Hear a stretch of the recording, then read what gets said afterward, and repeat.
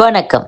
இன்றைய செய்திகள். தமிழகத்தில் 8000க்கும் மேற்பட்ட தனியார் பள்ளிகளுக்கான புதுப்பித்தல் அங்கீகாரத்தை அரசு வழங்காததால் உட்கட்டமைப்பு மேம்படுத்துதல் உள்ளிட்ட நிர்வாக பணிகள் முடங்கியுள்ளதாக கூறப்படுகிறது. தமிழகத்தில் 15,000க்கும் மேற்பட்ட தனியார் பள்ளிகளில் 68 லட்சத்திற்கும் மேற்பட்ட மாணவர்கள் படிக்கின்றனர்.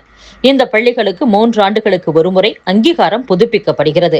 கட்டட உறுதித்தன்மை, தீயணைப்புத்துறை மற்றும் சுகாதார சான்றிதழ் மற்றும் கல்வி தர நிலைகள் பூர்த்தி செய்யப்பட்டுள்ளதா என்பதை பொறுத்து தொடர் அங்கீகாரம் வழங்கப்படும். சான்றுகளை பெற்று டிஇஓ அலுவலகங்கள் வாயிலாக விண்ணப்பித்து இயக்குனர் அலுவலகங்களுக்கு அனுப்பப்படும் விண்ணப்பங்கள் கிடப்பில் போடப்படுகின்றன. தமிழகம் முழுவதும் 8000க்கும் மேற்பட்ட தனியார் பள்ளிகளுக்கு பள்ளிக்கல்வித்துறை அங்கீகாரத்தை புதுப்பிக்கவில்லை என்று தனியார் பள்ளி நிர்வாகத்தினர் குற்றம் சாட்டுகின்றனர். தமிழ்நாடு நர்சரி, பிரைமரி, மெட்ரிக், மேல்நிலை மற்றும் சிபிஎஸ்இ பள்ளிகள் சங்க மாநில பொதுச் செயலாளர் நந்தகுமார் கூறும்போது, அனைத்து சான்றுகளையும் முறையாக சமர்ப்பித்து பல கட்ட ஆய்வுகளுக்கு பிறகு இயக்குநரகத்திற்கு அனுப்பப்பட்ட விண்ணப்பங்கள் பல ஆண்டுகளாக நிலுவையில் வைக்கப்பட்டுள்ளன. கடந்த அதிமுக ஆட்சியில் மாதந்தோறும் மாவட்டம் வாரியாக சிறப்பு முகாம் நடத்தி தனியார் பள்ளிகளுக்கு துரித முறையில் அங்கீகாரம் வழங்கப்பட்டது.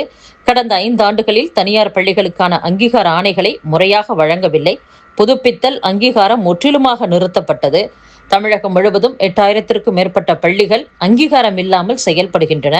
அங்கீகாரம் இல்லாததால் மாணவர்களுக்கு டிசி வழங்குதல், பள்ளி வாகனங்களுக்கு எஃப்சி செய்தல், லோன் வாங்குதல், புதிய கட்டடங்களுக்கு கட்ட திட்ட அனுமதி அனைத்தும் தடைப்பட்டுள்ளது. பள்ளிக் கல்வித்துறையின் செயலற்ற தன்மையே இதற்கு காரணம் என்று கூறியுள்ளார். வேலூர் மாவட்டம் காட்பாடி தொகுதியில் திமுக சார்பில் அமைச்சர் துரைமுருகன் 11வது முறையாக போட்டியிடுகிறார்.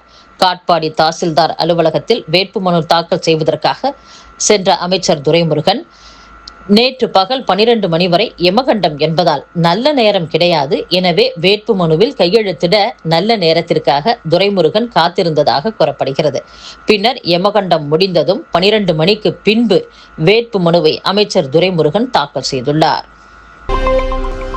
நாகை அருகே சிக்கல் சிங்காரவேலர் கோவிலில் உரிய நடைமுறைகளை பின்பற்றாமல் மனிதநேய மக்கள் கட்சி தலைவர் ஜவாஹிருல்லா சென்றதாக ஹிந்து தமிழர் கட்சி தலைவர் ராம ரவிக்குமார் கண்டனம் தெரிவித்துள்ளார். இது குறித்த அவரது அறிக்கையில், திமுக கூட்டணியில் நாகை தொகுதியில் போட்டியிடும் மனிதநேய மக்கள் கட்சி தலைவர் ஜவாஹிருல்லாவை சிக்கல் சிங்காரவேலர் கோவிலுக்கு திமுகவினர் அழைத்து சென்றுள்ளனர். இறைவன் ஒருவனே என்ற முஸ்லிம் மதத்தை ஏற்ற ஜவாஹிருல்லா பார்வையில் சிக்கல் சிங்காரவேலர் என்பது காபிர்கள் வழிபடக்கூடியது. தான் ஏற்றுக்கொண்ட மதத்திற்கு உண்மையாக இல்லாமல் ஓட்டு நாடக அரசியலுக்கு இந்துக்கள் நம்பிக்கையோடு வணங்கும் சிக்கல் சிங்காரவேலர் கோவிலில் போட்டோ ஷூட் நடத்தியது கண்டனத்திற்கு உரியது. இந்து அல்லாதவர்கள் கோவிலுக்கு உள்ளே வரக்கூடாது என்ற நடைமுறையை அவர் மீறியுள்ளார்.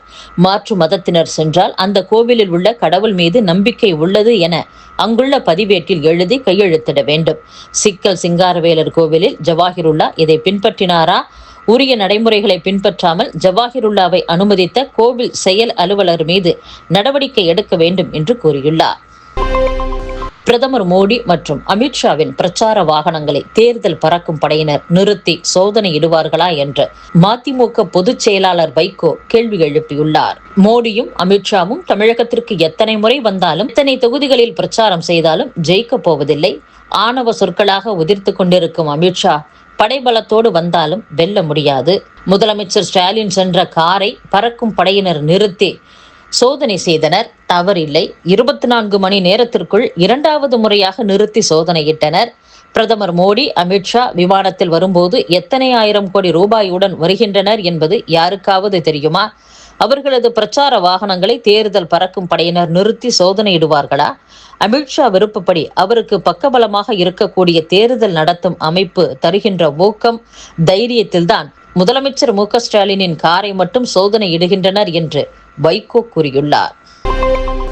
மதுரை மாவட்டம் மேலூரில் காங்கிரஸ் வேட்பாளராக விஸ்வநாதனை கட்சி தலைமை அறிவித்த நிலையில் வேட்பாளருக்கு எதிராக உள்ளூர் நிர்வாகிகள் போர்க்கொடி தூக்கி கூட்டத்தில் இருந்து அவரை வெளியேற்றிய நிகழ்வு அரங்கேறியுள்ளது. கடலூர் மாவட்டத்தைச் சேர்ந்த காஞ்சிபுரம் முன்னாள் எம்பி விஸ்வநாதனை மேலூர் காங்கிரஸ் வேட்பாளராக அக்கட்சி அறிவித்தது. இதற்கு எதிர்ப்பு தெரிவித்து மேலூர் பகுதியில் காங்கிரஸ் கட்சியினர் போஸ்டர் ஒட்டியுள்ளனர். அதில், கக்கன் பிறந்த பூமியில் காங்கிரஸ் கட்சியை அழிக்கலாமா? மேலூர் தொகுதியின் வெற்றி வாய்ப்பை இழக்கலாமா?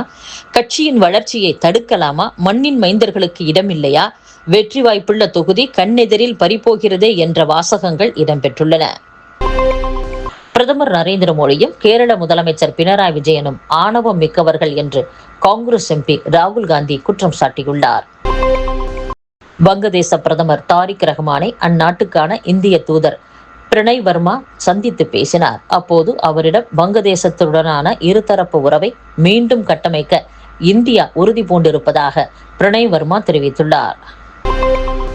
எரிபொருள் நெருக்கடியை சமாளிக்கும் வகையில் பாகிஸ்தானில் இன்று முதல் இரவு நேர பொது முடக்கம் அமல்படுத்தப்படும் என்று அந்நாட்டு பிரதமர் ஷபாஸ் ஷெரீப் தெரிவித்துள்ளார். ஈரானை ஒரே நாள் இரவில் அழித்துவிட முடியும் என அமெரிக்க அதிபர் டொனால்டு டிரம்ப் எச்சரிக்கை விடுத்துள்ளார்.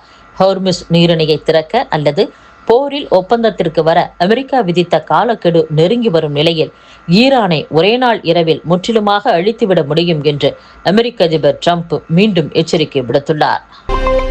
அமெரிக்காவால் இடிக்கப்பட்ட பாலங்களை மீண்டும் கட்டிக்கொள்ளலாம், ஆனால் அவர்களை கடுமையாக பாடம் புகட்டுவதற்கான காலம் மீண்டும் ஒரு முறை வராது என்று ஈரான் தெரிவித்துள்ளது.